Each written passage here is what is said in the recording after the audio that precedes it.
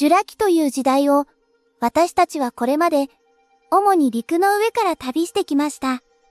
地面を揺らして歩く首の長い巨人。それを狙う力強い狩人。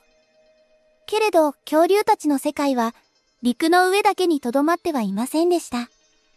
きらめく海の中にも頭上に広がる青い空にもそれぞれの主役たちが暮らしていたのです。三部作の最終話はその広い世界へ出かけましょう。前回の第2話では竜脚類をはじめとする巨大な恐竜たちが陸の上で見事に栄える姿をお話ししました。今日の第3話で訪ねるのはその陸を取り巻く海と空の世界です。海を泳ぎ回った大きな爬虫類、空を初めて飛んだ翼の主、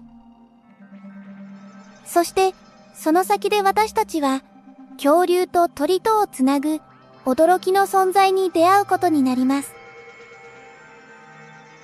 まずは暖かな海へ潜ってみましょう。ジュラ紀の地球は今よりずっと暖かい世界でした。極地にも分厚い氷はなく、陸と陸の間には浅くて暖かい海が大きく広がっていきます。その海は命で溢れていました。渦巻き型の殻を持つアンモナイトが漂い、小さな魚が群れをなす。豊かな海が大きな狩人たちを待っていたのです。その海で真っ先に目に入るのがすらりとした流線形の体を持つ生き物です。名前を魚竜と言います。有名なのはイクチオサウルス。見た目は今の海にいるイルカやマグロにそっくりです。尖った口、滑らかな体、背びれと三日月型の尾びれ。水の中を矢のようにスイスイと泳ぎ回っていました。ところがこの魚竜は魚でもイルカでもありません。実は陸で暮らしていた爬虫類が住処を海へ移した末の姿なのです。同じ海という舞台で早く泳ごうとすると、体は自然と似た形に近づいていきます。遠く離れた仲間同士がそっくりの姿にたどり着く。生き物の進化の不思議で面白いところですね。魚竜の顔を見ると、まず目の大きさに驚かされます。仲間の中には体の割にソフトボールほどもある大きな目を持つ者がいました。これほど大きな目は光の少ない深い海の底でも獲物の姿を捉えるためだったと考えられています。暗い深海へ潜って狩りをする優れた潜水の名人だったのですね。ただ、どんなに深く潜っても魚竜はずっと水の中にはいられません。魚のようなエラがなく、私たちと同じように肺で息をするからです。だから、時々水面に上がって息をする必要がありました。さらに驚くのが子供の産み方です。多くの爬虫類は陸に上がって卵を産みます。けれど、体がすっかり海に合わせて変わった魚竜は、もう陸へ上がれませんでした。そこで、卵ではなく、子供をそのまま海の中で産んだのです。母親のお腹から赤ちゃんが尾の方から出てくる。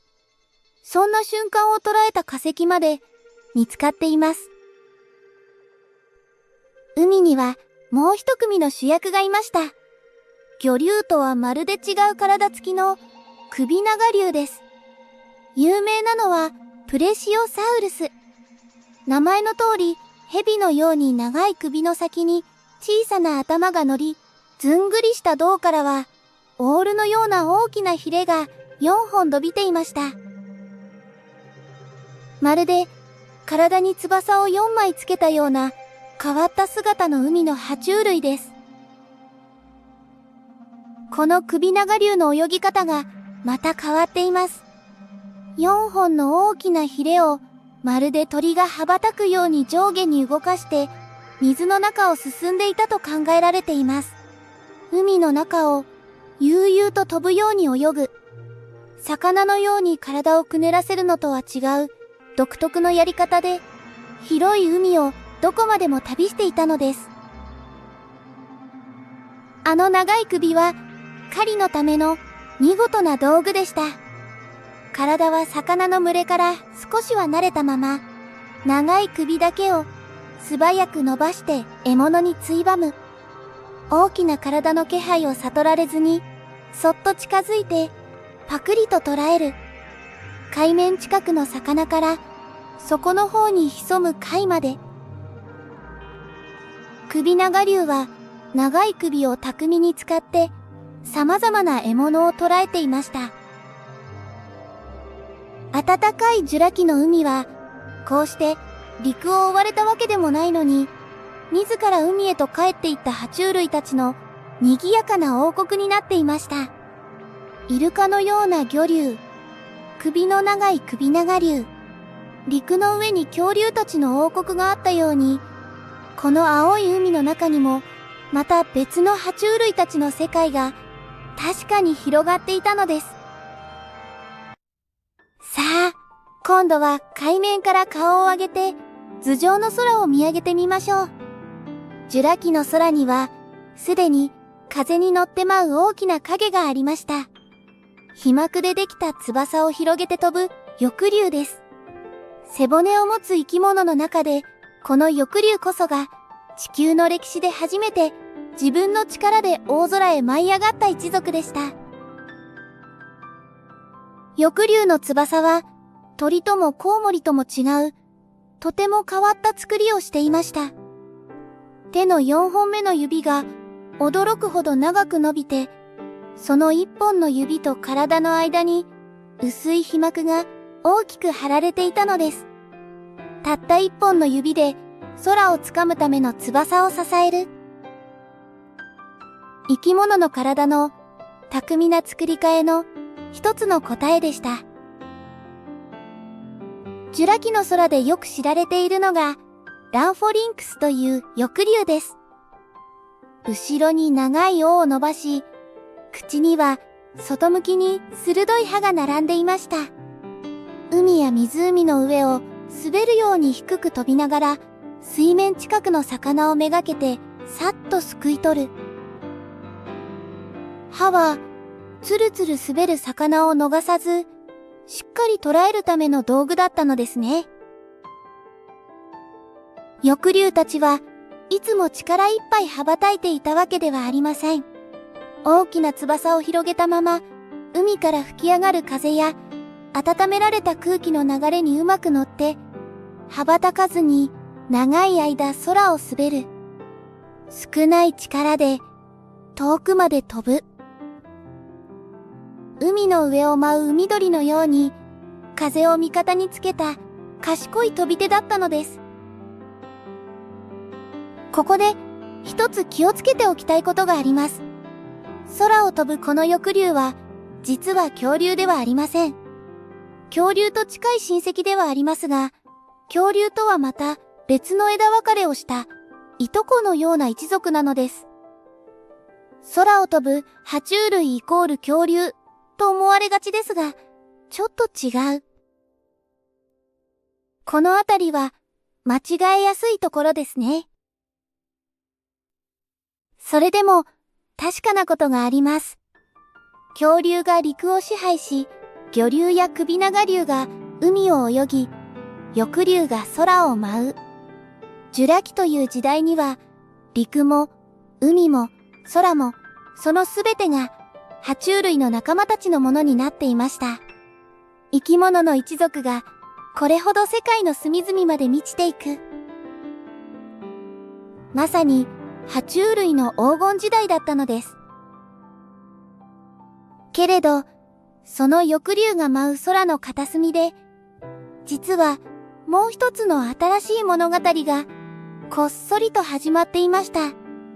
それは後の世界を大きく変えることになる小さな小さな一歩です。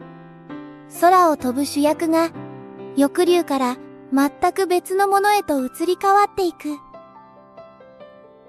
その最初の兆しがジュラ紀の終わり頃にそっと姿を現すのです。今からおよそ160年前、ドイツのある石切り場で一枚の化石が見つかりました。きめの細かい岩の上にくっきりと羽の跡が刻まれていたのです。骨だけを見ればまるで小さな恐竜。ところがその体ははっきりと羽毛に覆われていました。この化石こそ後に始祖鳥と名付けられる有名な生き物だったのです。始祖鳥の大きさはカラスほど。羽毛の生えた翼を持ち、パッと見は鳥のようです。ところが、よくよく見ると、鳥とは随分違います。口の中には鋭い歯が並び、翼の先には3本のかぎ爪が覗いている。お尻からは骨の入った長い尾が伸びていました。鳥のようで、鳥ではない。なんとも不思議な姿だったのです。歯の並んだ口、かぎ爪のある指、骨の詰まった長い尾。これらはどれも鳥にはなく、小型の肉食恐竜にそっくりの特徴です。実際、羽毛の跡が残っていなければ、始祖鳥の骨は小さな恐竜のものと見分けがつかなかったとも言われます。それほどまでに始祖鳥は恐竜に近い体つきをしていたのですね。その一方で、始祖鳥の翼には今の鳥と同じ作りの立派な羽毛がきれいに並んでいました。恐竜の骨格に鳥の羽毛。この生き物は恐竜と鳥というまるで別々に見える二つのものを一つの体の中でつないでみせたのです。進化の途中のちょうどつなぎ目にあたる姿。それが始祖鳥という存在でした。では、始祖鳥はうまく空を飛べたのでしょうか？実は、これがなかなか難しい問題です。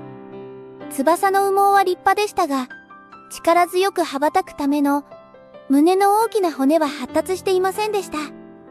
ですから、今の鳥のように自由に飛び回るのは、まだ苦手だったのかもしれません。木から木へ、ふわりと滑空するくらいが、精一杯だったとも考えられています。そもそも羽毛は、初めから空を飛ぶために生まれたわけではないようです。もともとは、体を温める毛のようなものとして現れ、後から仲間へのアピールや身を守る役に立っていったと考えられています。飛ぶために生まれた羽ではなく、別の役目のために持っていた羽が、後に空へ羽ばたく力になる。進化とは、そういうものなのですね。実は、羽毛を持っていたのは、始祖鳥だけではありませんでした。後の時代の地層からは、全身をふわふわの羽毛で覆われた、たくさんの小型の恐竜が見つかっています。羽毛は、鳥だけの特別なものではなく、実は多くの恐竜が身にまとっていた、ごくありふれた装いだったのです。恐竜の見方が大きく変わる発見でした。たくさんの化石を丁寧に辿っていくと、一つの流れが見えてきます。2本足で歩く小型の肉食恐竜の中から羽毛を持つ仲間が現れ、やがてその一部が空へと羽ばたいていった。つまり、私たちがよく知る鳥という生き物は、恐竜のある一族が長い時間をかけて姿を変えていった、その先にいる子孫なのです。ここで少し見方を変えてみましょう。よく恐竜はすべて絶滅したと言われます。でもそれは正しくありません。恐竜の中で鳥へとつながった一族だけは大絶滅を生き延び、今もこうして命をつないでいるのです。恐竜は丸ごと消えてしまったわけではない。姿を変えて今も私たちのそばにいるのですね。窓の外を見てください。庭先でさえずるスズメ、空を横切るカラス、公園にいる鳩、あの鳥たちは皆、遥か昔にジュラ紀の空を見上げていた恐竜たちの子孫です。恐竜に会うために大昔へ旅する必要はありません。ちょっと空を見上げるだけで、私たちはいつでも生き残った恐竜に会えるのです。さて、豊かなジュラ紀にもやがて終わりが訪れます。とはいえ、それは三畳紀の終わりのような大きな絶滅ではありませんでした。恐竜たちは滅びることなく次の時代へとそのまま栄えていきます。大陸はさらに分かれ、海は一層広がり、世界の形は今の地球に少しずつ近づいていきました。こうしてジュラ紀の次には恐竜時代の最後の時代、白亜紀がやってきます。色鮮やかな花が咲き始め、ティラノサウルスやトリケラトプスといったあの有名な恐竜たちが登場する舞台です。恐竜たちの繁栄はまだまだ続いていきます。もっとも、その白亜紀の果てにあの運命の日が待っていることを私たちは知っているのですが、改めてこのジュラ紀という時代を振り返ってみましょう。長い下積みを終えた恐竜たちが陸の上で巨大な体を手に入れ、その繁栄はやがて海へ、空へと広がっていきました。